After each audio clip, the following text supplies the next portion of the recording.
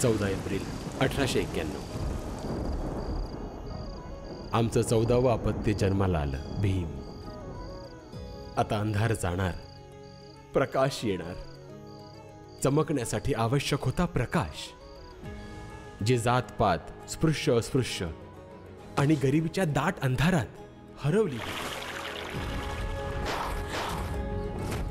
आणि ह्याच प्रकाशाच्या शोधात सगळ्यात आधी सुटलं म्हाव.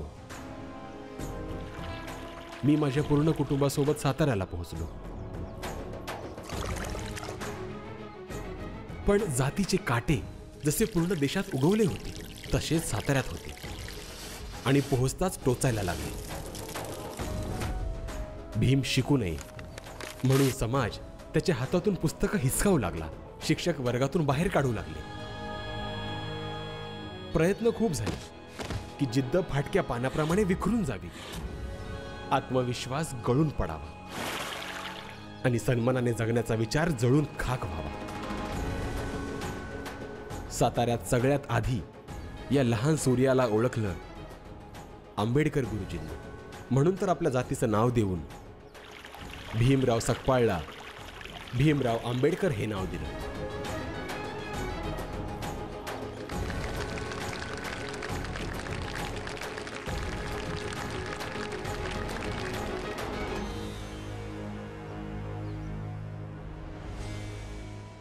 भीमरावाच्या विचाराने सुद्धा साताराच्या लोकांना आपले विचार बदलायला प्रवृत्त केलं. त्याची घृणा करणारे लोक त्याला आपलंसं करायला लागले, त्याला स्वीकारायला लागले. पण आत्तापर्यंत फक्त एक गाव बदललं होतं आणि या गावाच्या बाहेरच्या समाजाला, देशाला, जगाला अजून बदलायचं बाकी होतं. पण भीमरावला जागा बदलायची होती आणि माझी वडील म्हणून एक इच्छा होती की भीमरावला जास्तीत जास्त शिक्षण मिळावं. आणि याच कारणाने आम्ही आमचं कुटुंब घेऊन मुंबईला आलो.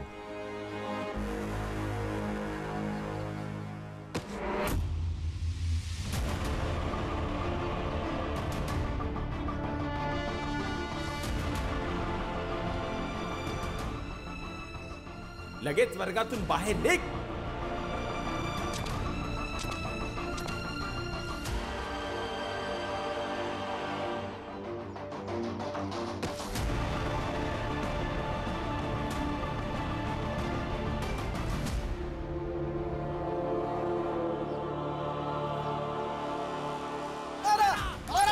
चल बाहेर निघ. चल, तुझी हिम्मत कशी काय झाली आमच्यासोबत बसायची?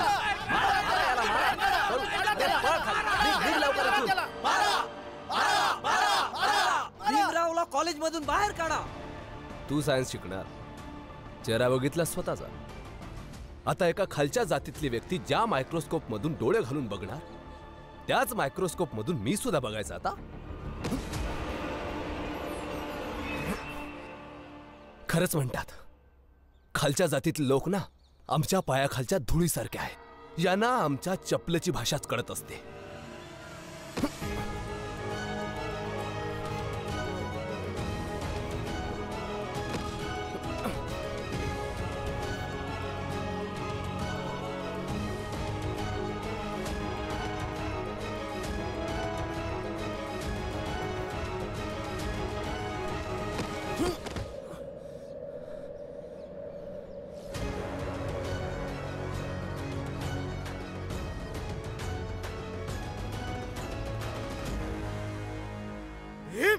मी तुला सोडणार नाही. तुझी हिम्मत कशी झाली जोशीला हात लावायची? घेराव घाला याला. चला, खबरदार, जर भीमाला कोणी हात जरी लावला तर. जरा जास्तच बोलायला लागला तुम्ही लोक. मूठभर लोक आहात. कुठवर वाचवणाऱ्याला? आम्ही लोक मूठभर नाही आहोत जोशीजी. आम्ही लोक इतके जास्त आहोत की तुम्ही लोक आम्हाला मोजायला घाबरतात. कधी मोजून तरी बघा, लक्षात येईल आम्ही इतके आहोत जितके तुमच्या लोकांच्या डोक्यावर केस सुद्धा नसतील. घेराव गेला याला. मारा याला. थांबा. हे सगळं काय चाललंय? हा, का भांडतात आपापसात?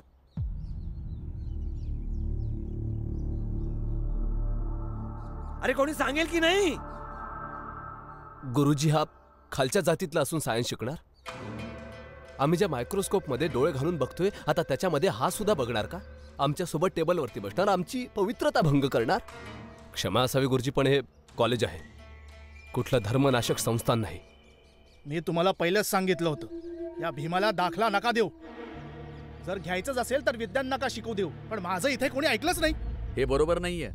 हे कॉलेज सगळ्यांसाठी आहे. याला धर्म जातीशी जोडू नका. का नाही जोडायचं? हे फक्त 2-4 विद्यार्थी आहेत आणि बाकी सगळे उच्चवर्णीय आहेत, ज्यांच्या बळावर आमचं कॉलेज चालत आहे. जर 2-3 मुलं कॉलेजला यायची बंद झाले तर कॉलेज कायमचं बंद होईल. बघून घ्या. माझ्याकडे येईल त्या सगळ्यांना मी शिकवीन. हा मग सायन्सच का? इतिहास आणि भूगोल का नाही? कारण मला जाणून घ्यायचंय की ह्या स्पृश्य आणि अस्पृश्याचा काही आधार आहे, की हे सगळं तुम्ही लोकांनी स्वतःच्या सोयीसाठी करून घेतलेलं आहे. किती आश्चर्याची गोष्ट आहे ना गुरुजी. आधी तुम्ही मला संस्कृत शिकू नाही दिलं, कारण ती तुमची भाषा आहे आणि जर मी शिकलो तर ती अशुद्ध होऊन जाईल. आणि आता तुम्ही विज्ञान सुद्धा शिकू नाही देतात. हे पुरातन आणि आधुनिक ह्यांच्या मधोमध आम्हाला कापून का ठेवताय तुम्ही? हा पण इतिहास आणि भूगोल विषय नाही आहेत का? आहेत ना. पण इतिहासात आम्ही आमच्या पूर्वजांची वीरता, त्यांचा संघर्ष, त्यांचं आयुष्य, त्यांचा अनुभव आम्ही वाचतो, त्यावर गर्व करतो आणि प्रेरित होतो. पण माझ्यासारख्यासाठी तुमच्या इतिहासात काय ठेवलंय? आम्ही तर तुमच्या इतिहासाच्या पुस्तकात देखील लाजिरवाणं आयुष्य जगणारे लोक आहोत. त्या इतिहासाच्या प्रत्येक पानावर आमचं दुःख, आमचं जनावरासारखं असलेलं आयुष्याबद्दल लिहिलेलं आहे.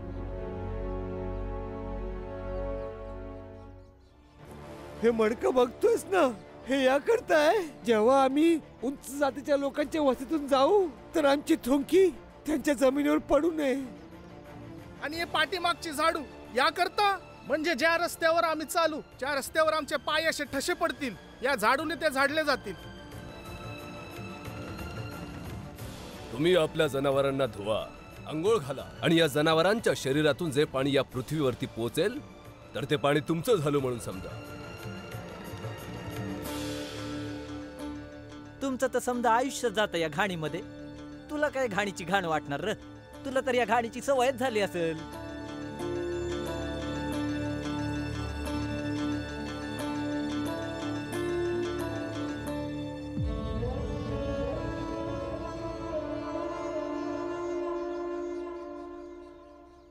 ह्याचा आम्ही गर्व करायचा की प्रेरित व्हायचं, की हजारो वर्ष तुम्ही बनवलेल्या सामाजिक व्यवस्थेमध्ये तुमचे घाणेरडे कफ आणि थुंकीसारखं वाईट आयुष्य जगण्यासाठी शापित आहोत?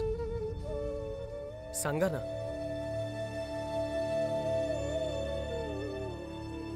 गुरुजी, राजे तर बदलत गेले, पण आमचं आयुष्य कधीच नाही बदलू शकलं. अशा इतिहासाला वाचायचंय? काय मिळणार आम्हाला अशा इतिहासातून? आणि त्या भूगोलाला वाचून सुद्धा काय उपयोग, ज्याच्यामध्ये आमची जागाच नाहीये. गुरुजी, हजारो वर्षांपासून आम्ही आमच्या रक्ताचा थेंब थेंब वाहिलाय तुमच्या सेवेसाठी, आणि ह्या बदल्यात तुम्ही आम्हाला जगण्या मरण्यासाठी जमिनीचा एक तुकडा देखील नाही दिलाय. आणि जर जमिनीचा तुकडा असता तर ह्या नरोत्तम जोशीने मला असा धक्का मारला असता? गुरुजी, मी विज्ञान शिकणार, जेणेकरून मी सत्य अधिक चांगलं ओळखू शकेन. मी अर्थशास्त्र सुद्धा शिकणार, जेणेकरून आम्हा गरिबांचा आर्थिक विकास कसा होईल याबद्दल विचार करू शकेन. आणि ह्यानंतर मी इतिहास, भूगोल आणि बाकी सामाजिक विज्ञान शिकणार, जेणेकरून मला माहिती होईल की माणसाच्या शोषणाची सुरुवात कुठून आणि कशी झाली होती, आणि याला कसं आणि कधीपर्यंत संपवण्यात येईल. त्याआधी तू संपून जाशील भीमराव, समजलं? अशी स्वप्न बघणं सोडून द्या जोशीजी.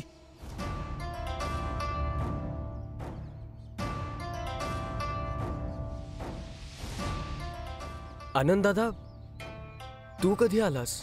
जेव्हा हा तुला संपवण्याची धमकी देत होता. यांनाही कळू दे, जोपर्यंत तुझा भाऊ आनंद जिवंत आहे ना, तोपर्यंत तुझ्या केसालाही कोणी धक्का लावू शकत नाही. मी कायम तुझ्या सोबत राहील, आणि कायम सोबत राहण्याचा अर्थ हा आहे की मी ते सगळं करेन जे तुझ्यासाठी चांगलं आहे.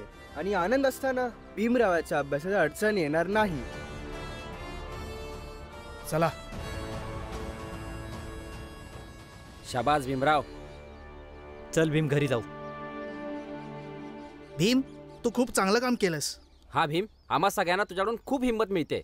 भीम, तुला बघून आपल्या जातीतील इतर मुलं सुद्धा शाळेत शिकायला जातील.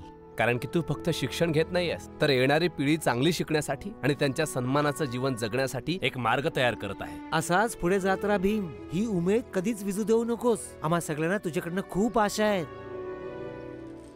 तुझे मित्र योग्य म्हणत होते भीम. आम्ही लहानपणापासून याच आशेवर जगतोय की तुझा जन्मच आमच्या उद्धारासाठी झालाय.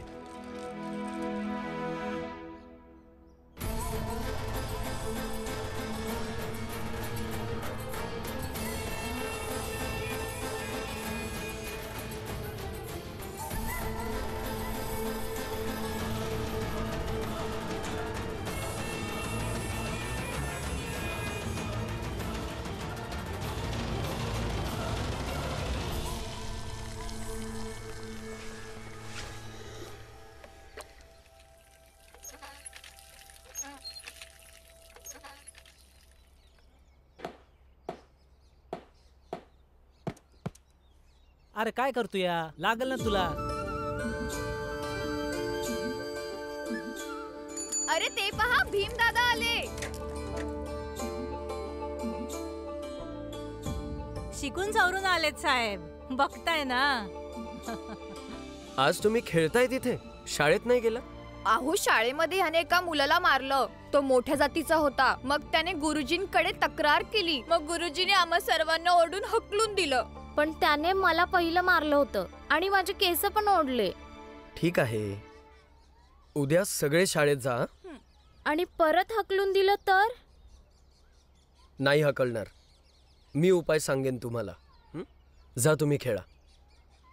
कोणता उपाय सांगणार आहेस भीमराव? अरे यांना सांग, पहिला काम धंदा शिका, त्यातच त्यांची भलाई म्हणावं. आणि तू आपल्यासारखा त्यांना कशा पायी करतो बावा? अरे तुझा म्हातारा बाप दिवस रात्र काम करतोय आणि तू शिकतोयस. आता तर तुझं लगीन पण झालं ना, आणि शिकून सवरून तू कुठे इलायतेला जाणार आहेस? हा, हे बघ भीमराव, आपली जात आणि आपली लायकी कधी इसरायची नाही बाबा. आपल्या जातीची लायकी बदलण्यासाठी भीम विलायतीला पण जाणार आणि जगात जेवढं शिक्षण आहे ते सगळं घेणार.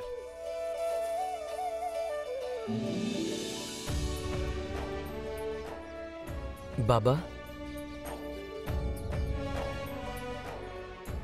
आणि आता राहिली गोष्ट बाप म्हातारा व्हायची.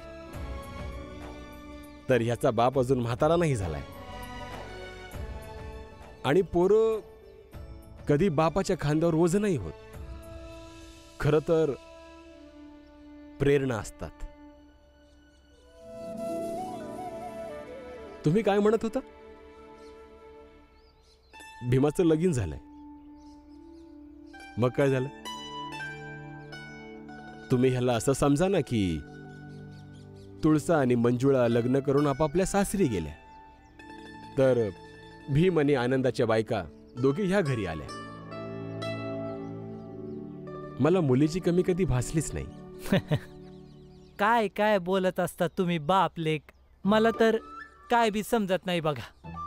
मला माफ करा रामजी, माफ करा, माफ करा. चल पुरा.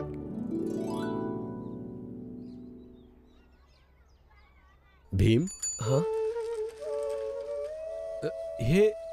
हे काय? बाबा,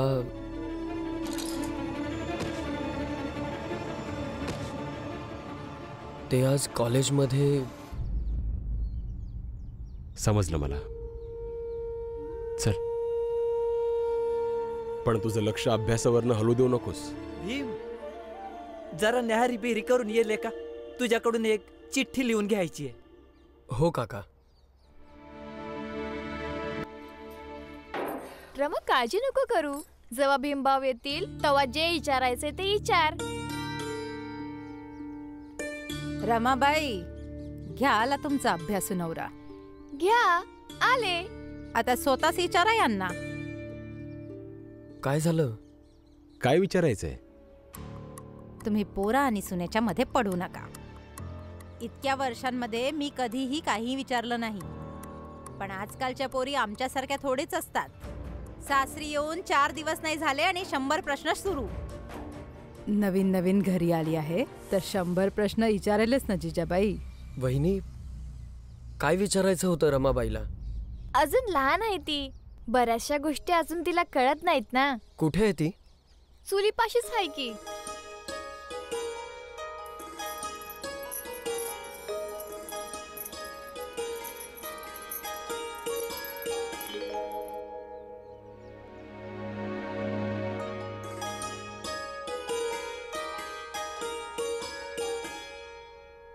मला माहितीये तुम्ही माझ्या मागं उभा आहात.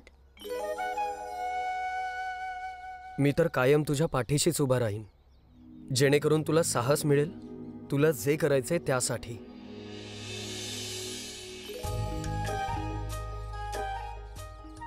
पण तुम्हाला काय हवंय? म्हणजे मला काही समजत नाही ह्यातलं. तुम्ही कशासाठी इतका अभ्यास करता? सगळी जण काम करतात तर तुम्हाला अभ्यास करायचाय, आणि बाहेर लोक म्हणतात की तुम्हाला चांगली नोकरी लागल, आणि जास्त अभ्यास करून नुसतं तुम्ही आपलं वय वाया घालवणारे. मी आयुष्य खराब करतोय? हा. कसं? बाहेर तर लोक अशीच म्हणत होती, आणि बरोबर तर म्हणतात की खालच्या जातवाल्यांना एवढा कशाला अभ्यास पाहिजे, काम तर आपल्याला तेच करायचंय ना. जास्तीत जास्त मिलची नोकरी, बुठ नाही तर चप्पल, नाही तर साफसफाईचं काम, ह्याच्यासाठी अभ्यास कशाला पाहिजे? दादांसोबत तुम्ही काम केलं असतं तर बाबांवर एवढा भार नसता आला.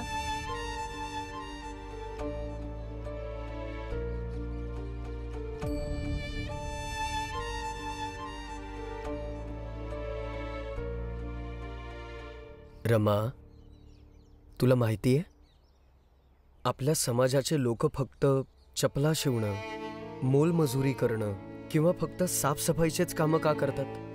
का? कारण की आपल्याला शिकूच नाही दिलं जात. याचा अभ्यासाशी काय संबंध?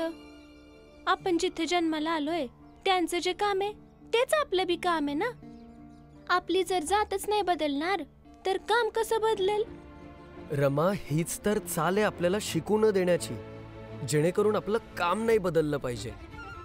आपण फक्त एवढंच मानत आलोय की जिथे आपण जन्माला आलोय तिथे जे काम केलं जातं आपण सुद्धा तेच काम केलं पाहिजे. तर मग अभ्यास केल्यावर तुम्ही बॅरिस्टर होणार आहे आणि लोक तुमच्याकडनं कोर्ट कचेऱ्याची कामं करून घेणार? हो हो, का नाही. माणूस जेव्हा ठरवतो तेव्हा तो काहीही होऊ शकतो, आणि बॅरिस्टर तर फक्त शिक्षण घेतल्याने होऊ शकतं. म्हणजे तुम्ही बॅरिस्टर होणार? रमा, मला फक्त बॅरिस्टर नाही व्हायचंय, परंतु मला तो व्यक्ती व्हायचंय ज्याला लोक ऐकतील, समजतील आणि विचार करून स्वतःला बदलतील, स्वतःला देखील आणि या समाजाला सुद्धा.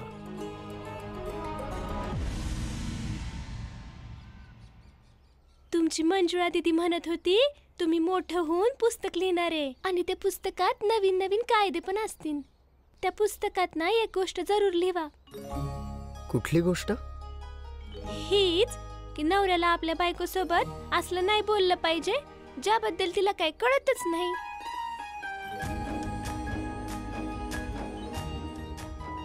तुमच्या गोष्टी मला अजिबातच कळत नाही. भीमराव, अरे बाहेर गेले का? लवकर ये. अरे भीमराव,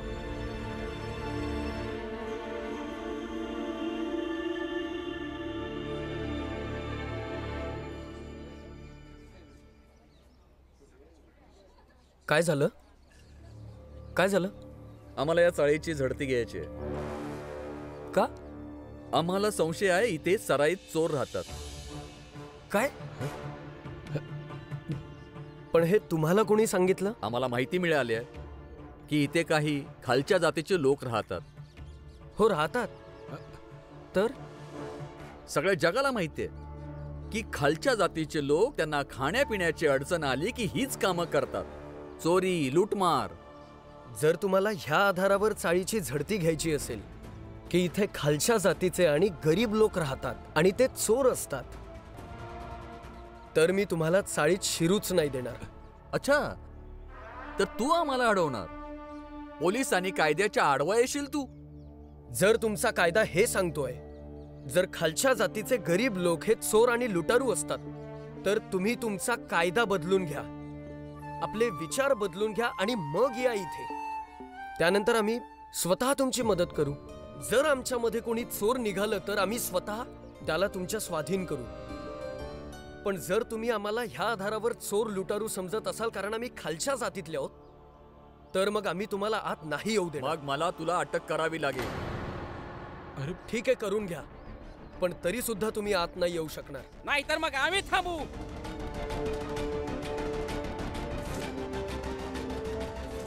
खूप झालं यांचं. हवालदार, अटक करा याला. थांबा.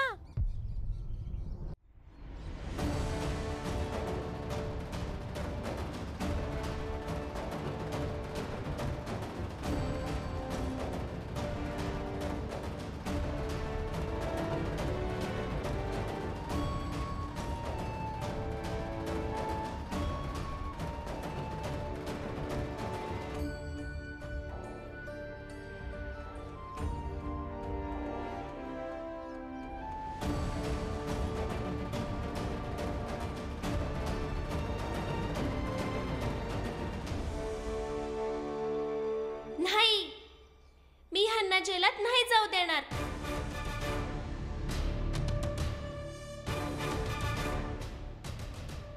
रमाबाई, तू ह्या सगळ्यात नको बोलूस. का नको बोलू? बायको आहे तुमची. जर तुम्हाला हे जेलात घेऊन जाणार असतील तर मी बी तुमच्या सोबत येणार.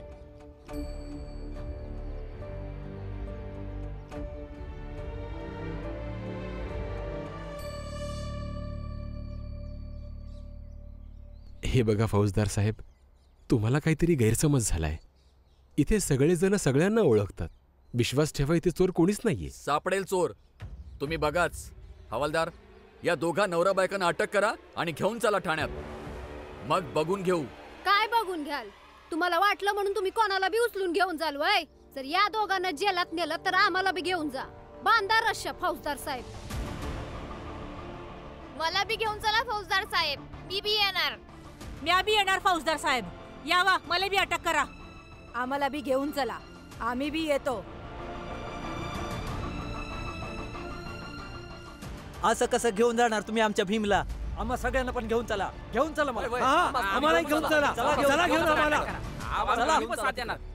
फौजदार साहेब, या चाळीत ना आम्ही समदे आहोत. बिहारी, गुजराती, मराठी समधी लोक सोबतच राहतो. अजून बी कणकणच्या जातीचे लोक राहतात.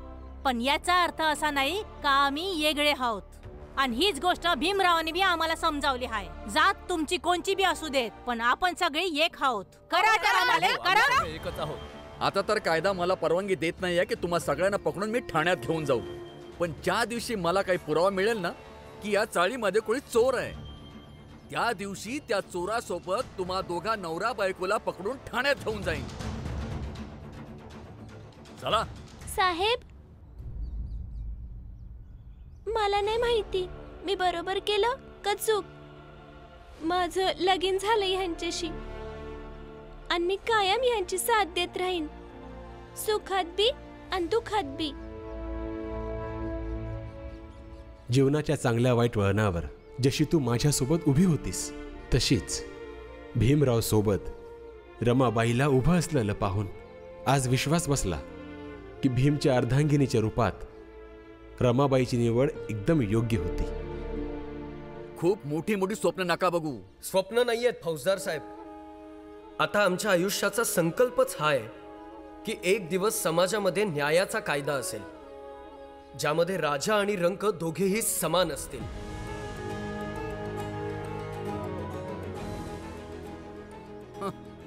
चला. भीमरावांचा विजय असो. भीमरावांचा विजय असो.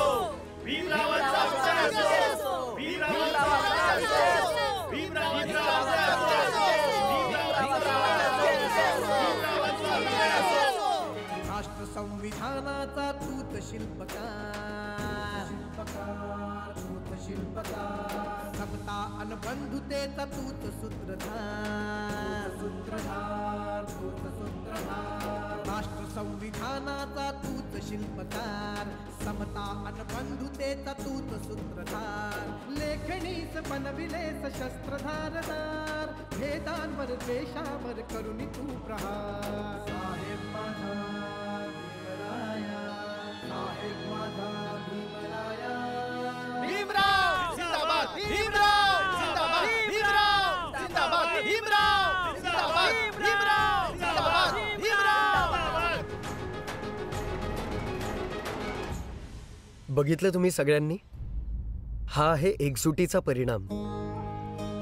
जर मी एकटा असतो तर फौजदारांनी माझ्यासोबत मनमर्जी केली असती, किंवा मग तुमच्यापैकी जरी कोणी एकटं असतं तरी त्यांनी हेच केलं असतं. कारण आपल्या जातीकडे बघून त्याचा मनमर्जी करण्याचा आत्मविश्वास तर वाढूनच जातो. परंतु आज आपण सगळे सोबत होतो, ह्यामुळे फौजदाराची मनमर्जी नाही चालली.